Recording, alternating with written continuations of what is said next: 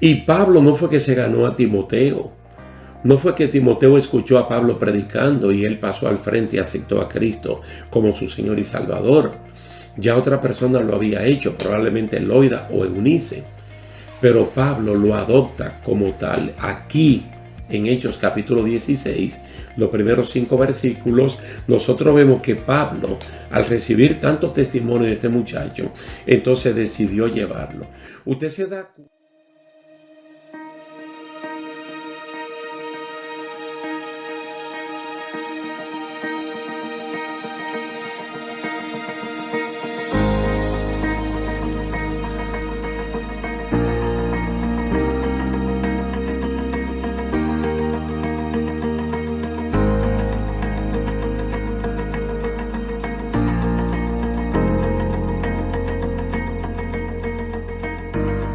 Dios le bendiga, mis queridos hermanos. Es un placer estar aquí con ustedes para continuar en esta serie de estudios bíblicos que abordamos la Iglesia del Nuevo Testamento. Vamos a ver un pasaje en el día de hoy muy importante que en uno de los capítulos anteriores, cuando hablamos de la dinámica del Espíritu Santo, lo abordamos pero ligeramente. Hoy lo vamos a abordar como debe ser, y es la visión del varón macedonio, tal y como está en Hechos, capítulo 16, versos 6 al 10. Lo repito porque a alguno de ustedes le gusta tomar notas. Hechos, capítulo 16, versos 6 al 10. Vamos a leerlo y dice así: Y atravesando Frigia y la provincia de Galacia, les fue prohibido por el Espíritu Santo hablar la palabra en Asia. Y cuando llegaron a Misia, intentaron ir a Bitinia, pero el Espíritu no se lo permitió. Y pasando junto a Misia, descendieron a Troas, y se le mostró a Pablo una visión de noche. Un varón macedonio estaba en pie, rogándole y diciendo: pasa a Macedonia y ayúdanos. Cuando vio la visión, enseguida procuramos partir para Macedonia, dando por cierto que Dios nos llamaba para que les anunciásemos el Evangelio. Déjeme comenzar la explicación por el último versículo, el número 10. Fíjese que en el número 10 es que entra la pluralidad y en los otros todavía está la singularidad, como que Dios le está hablando a Pablo y no al grupo, dando por entendido que el líder del grupo es el apóstol Pablo. Aquí en el versículo número 10, pues ya estamos por seguro que está Timoteo y está Silas y también está incorporado el doctor Lucas, que era una especie de médico de cabecera del apóstol Pablo. Por eso ustedes ven que dice enseguida procuramos. Ahí está en la primera persona del plural, como quien dice nosotros procuramos partir para Macedonia, dando por cierto que Dios nos llamaba a nosotros para que les anunciásemos el Evangelio a las personas de Macedonia. Esta visión del varón macedonio prueba una vez más que quien dirige la misión de la iglesia del Nuevo Testamento es el Espíritu Santo. Y lo que nosotros estamos estudiando entonces lo derivamos para este tiempo, el siglo XXI, y lo aplicamos a la iglesia de este tiempo y en términos particulares a cada uno de nosotros, para que entendamos que quien nos guía a nosotros es el Espíritu Santo, tal y como Jesucristo dijo que Él lo iba a hacer. Ahora bien, Pablo era un experimentado evangélico en la búsqueda de la dirección de Dios. Un experimentado evangélico en la búsqueda de la dirección de Dios. Nosotros aprendimos en Hechos capítulo 13, ahí aprendimos de la labor de él en Antioquía, orando, ayunando y ministrando la palabra de Dios junto con los demás ministros, que por lo menos eran 5 profetas y maestros. Entonces nosotros dijimos en ese momento que en un ambiente así, donde la espiritualidad se practica y se vive, no es difícil entender y conocer la voz de Dios. Algo que, por ejemplo, cuando usted lo compara con el joven Samuel, el adolescente Samuel, que no conocía la voz de Dios porque él era un novato, él conocía la voz de su jefe inmediato, que era el sacerdote Elí. Por eso las primeras 2 veces que el Señor llamó a Samuel, él iba donde Elí y le decía, dígame Señor, hasta que el viejo Elí lo asesoró y le dijo, acuéstate y si te llaman por 3ª vez, responde, dígame Señor, he aquí su siervo.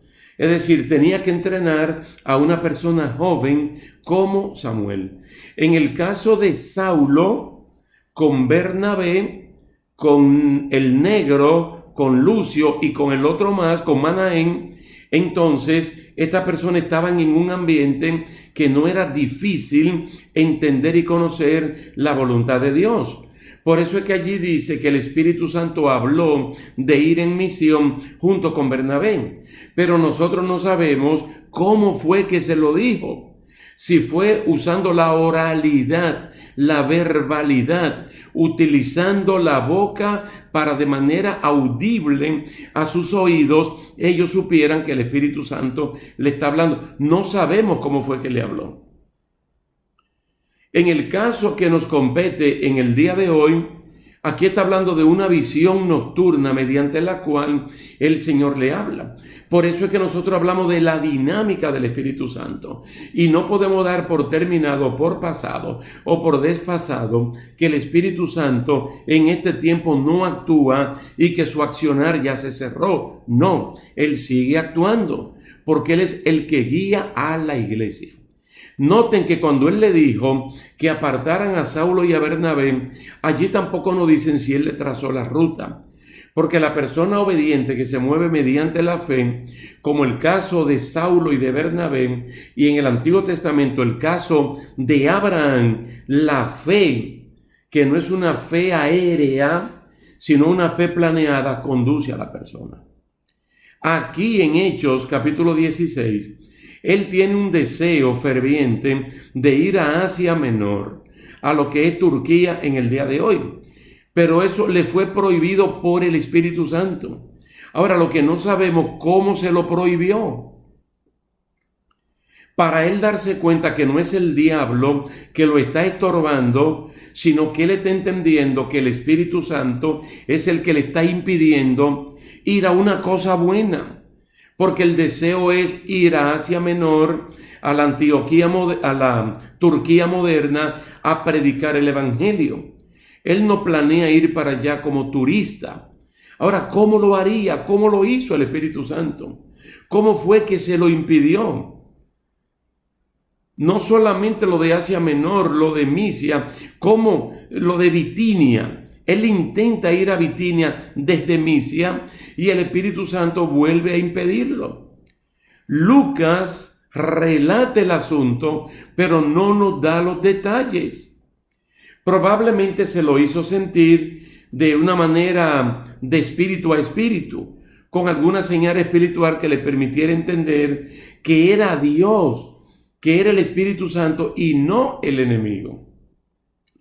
Ahora nosotros tenemos que ver y mantenernos siempre en ese trasfondo espiritual de Antioquía, de Hechos capítulo 13, para en el día de hoy desarrollar en nuestra vida individual y en nuestra vida colectiva en la iglesia un ambiente espiritual donde Dios pueda hablar y uno entender perfectamente que Dios me está hablando.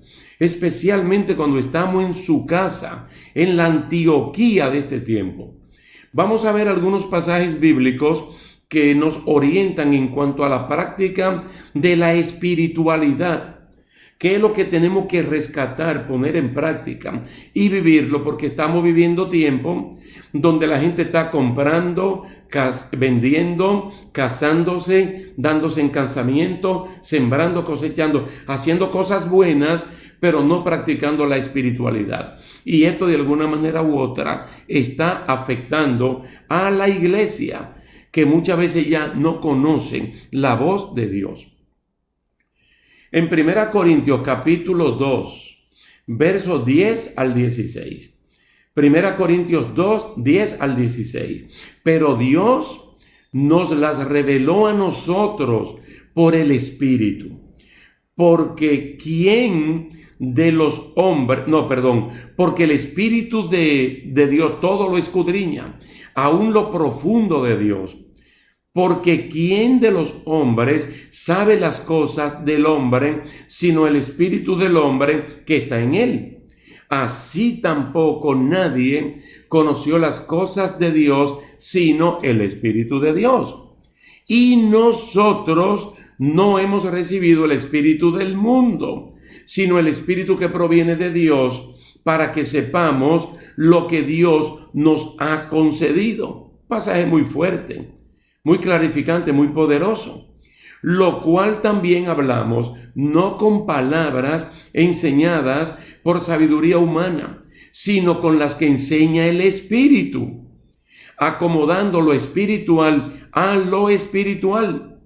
Pero el hombre natural no percibe las cosas que son del Espíritu de Dios, porque para él son locura y no las puede entender, porque se han de discernir espiritualmente.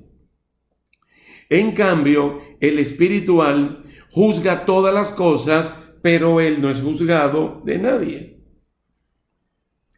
Porque ¿quién conoció la mente del Señor? ¿Quién le instruirá? Mas nosotros tenemos la mente de Cristo. Si ustedes, al igual que yo, tomamos 1 Corintios 2, 10 al 16 y lo llevamos allí, a esta lectura de Hechos capítulo 16, con la experiencia de Pablo de querer ir a Asia Menor y de querer ir a Bitinia y tener el impedimento del Espíritu Santo, aquí vemos entonces que el hombre natural o el hombre carnal no son receptivos a la voz del Espíritu Santo, sino la persona espiritual. Aquí queremos definir, por ejemplo, el hombre natural se define desde el punto de vista del idioma griego como un psúquicos, una persona no redimida que puede ser elocuente, que puede ser un erudito, que puede ser apacible, pero las escrituras no las comprende. Hay personas que rebaten el cristianismo y hasta lo rebaten con elegancia. Y ellos no pueden entender algo tan sencillo porque su mente está cegada por el príncipe de este mundo. Ellos son psúquicos, persona no redimida, elocuente, erudita, apacible, pero las escrituras no la comprenden.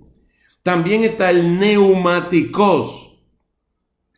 El neumáticos, que es una persona renovada y llena del Espíritu Santo y anda en comunión con Dios.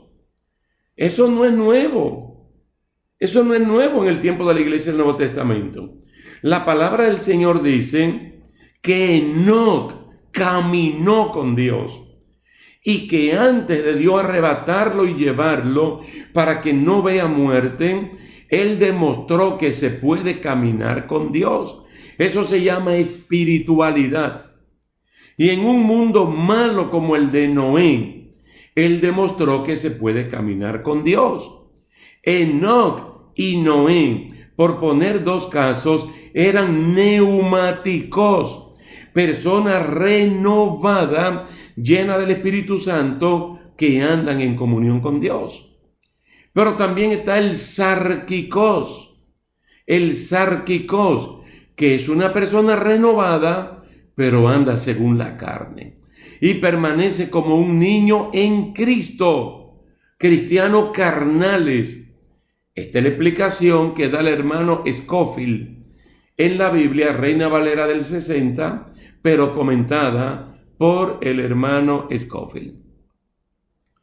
Pablo, de alguna manera espiritual, comprendió que no era el diablo el que se oponía a su misión en Asia Menor y en Bitinia, sino el Espíritu Santo. Recordemos que para ir a Tesalónica, en más de una ocasión, él supo que era el diablo el oponente. Primera de Tesalonicenses, capítulo 2, verso 18. Él lo dice claramente. Y para ir a Roma, muchas veces fue estorbado. Romanos, capítulo 1, verso 13. Se da cuenta que nosotros necesitamos, como creyentes, neumáticos, porque neuma quiere decir espíritu. Personas espirituales renovadas, llenas del Espíritu Santo, que andan en comunión con Dios. Tú inmediatamente distingues cuando es el diablo, cuando es la carne y cuando es Dios el que está hablando. Y así puede aceptar y puede rechazar.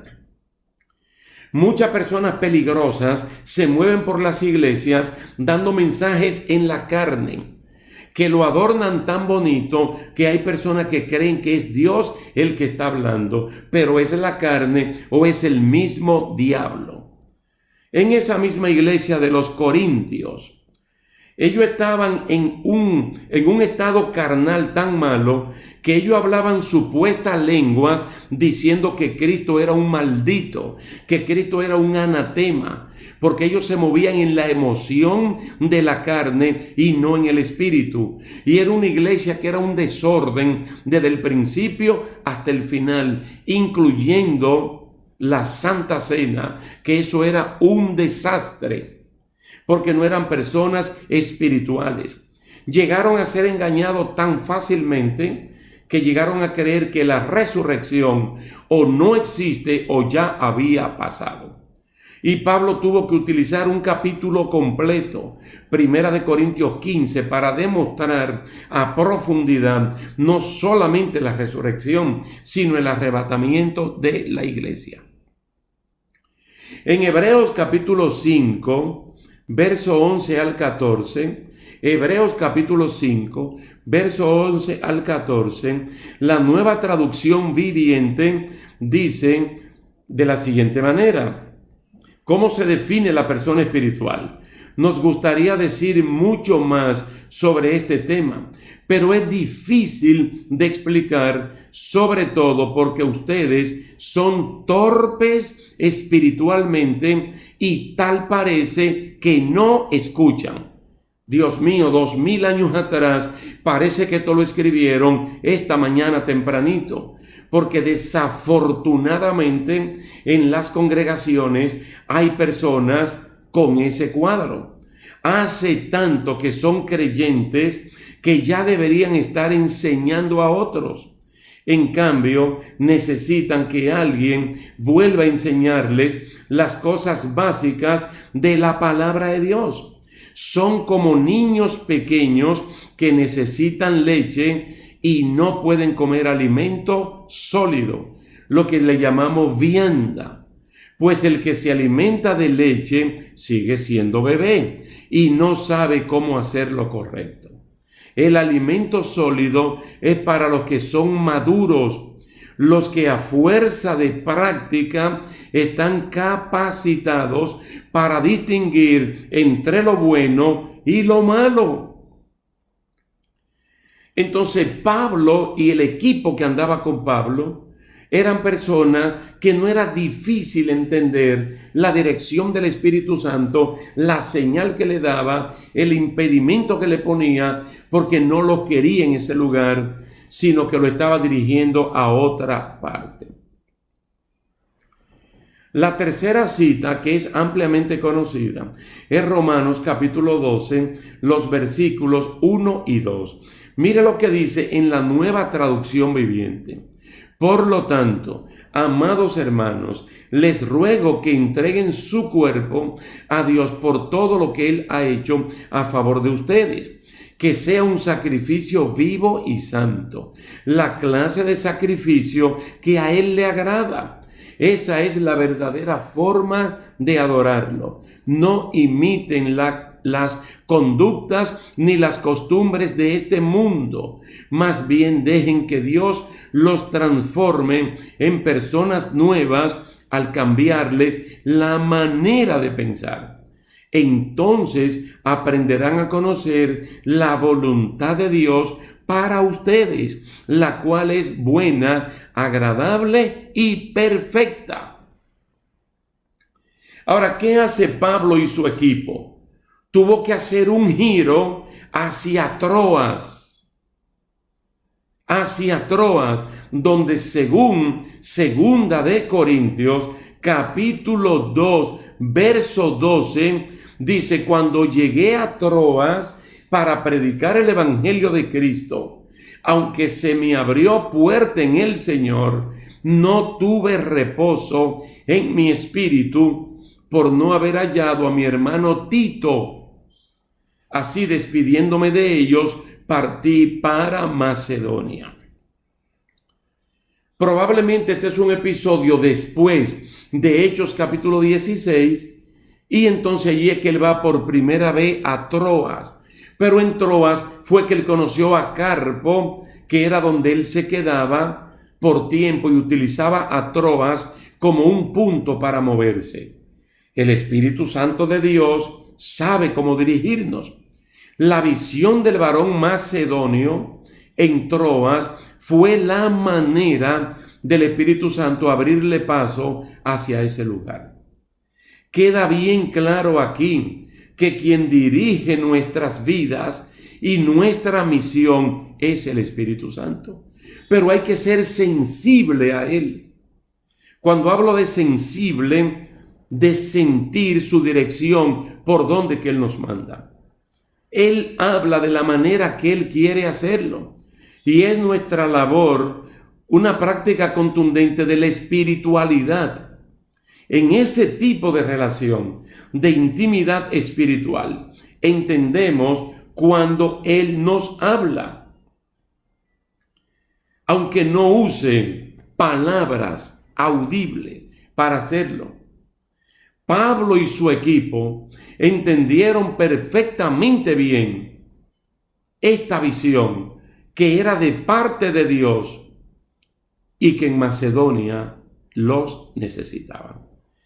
Por eso fue que quise comenzar por el verso 10, que ya todo está en plural, porque Lucas, el autor de este libro, entonces aquí es que él se incorpora en el segundo viaje misionero del apóstol Pablo, junto con Silas, que era profeta, y con Timoteo, que era una persona de la cual todo el mundo había dado buen testimonio.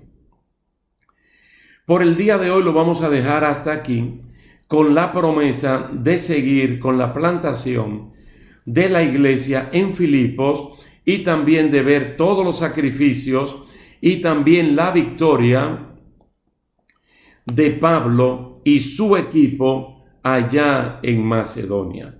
Muy interesante que anclemos un poco aquí en Hechos capítulo 16 para que nosotros veamos que aún los guiados, los dirigidos por el Espíritu Santo, tenemos que batallar duramente para cumplir nuestra misión y en todo salir airosos.